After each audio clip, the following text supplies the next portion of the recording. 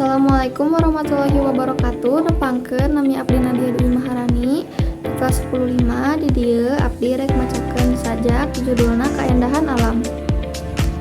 Cahaya panon poe nyaangan kana hate, hiliwirna angin tiis kana hate, tetangkalan tinggal rupai nambah endahna alam. Lemah cai negeri nu can ku polusi, alam endah nu marenah.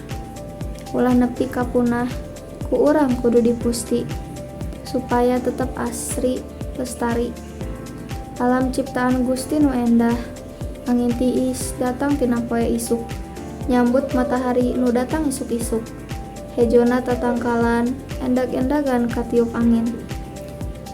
Nuhun pisan Gusti, kanikmatan nu tos kabeh bisa abdi rasakeun. Kaendahan alam nu tos anjeun ciptakeun. Memang sungguh kekuasaan nu moal aya tandinganana. Sekian dari saya. Wassalamualaikum warahmatullahi wabarakatuh.